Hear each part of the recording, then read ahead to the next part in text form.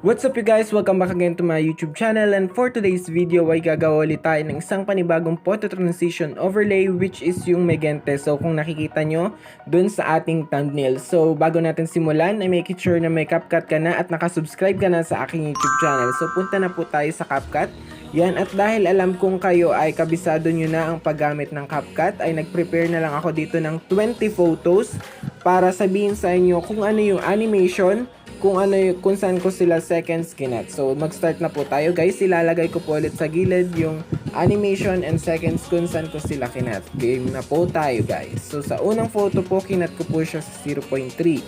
Then for the next photo, kinat ko po siya sa 0.3 ulit. For the next photo, kinat ko po sa 0.2. Next photo, 0.3. For the next photo po, 0.5. For the next photo is 0.6. For the next photo, 0.6 ulit. Next photo po ay 0.6 ulit. And then for the next photo is 0.5. Next photo, 0.9. The next one is 0.7. Next photo is 0.7 po ulit guys. Then for the next photo, 0.5. Next photo, 0.7. Next is 0.6. Next is 0.6. Next po is 0.8.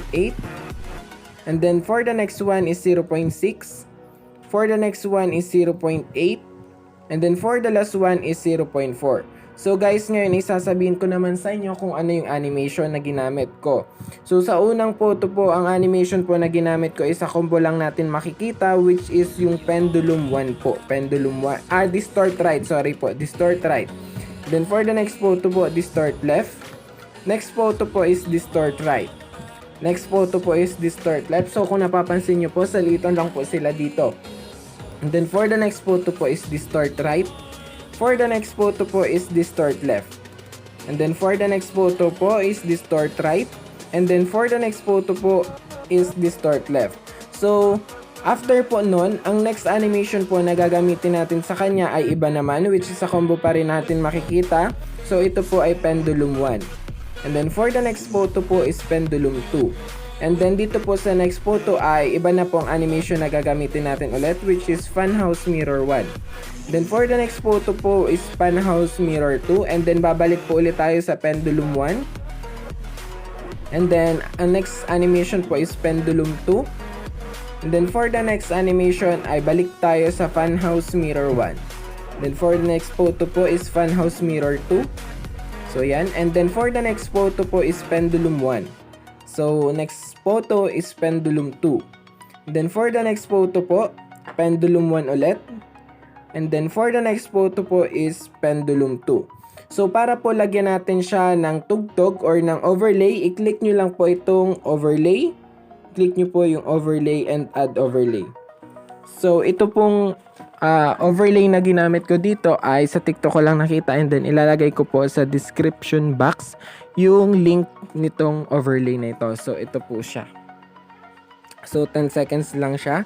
And then i-zoom in nyo po siya. Make sure na hindi po makikita yung pangalan. So credits to the owner po.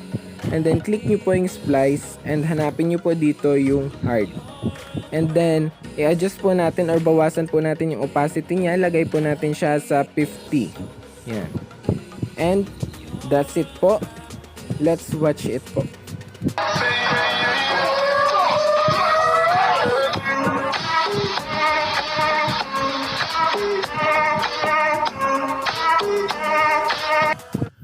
And that's it guys. I hope na may natutunan ulit kayo sa ating panibagong tutorial. At kung bago ka pa lang sa channel ko ay wag mo kalimutang mag-like, share, subscribe, and hit the bell button para naman maging updated ka sa mga video na upload ko dito sa aking YouTube channel. So thank you for watching.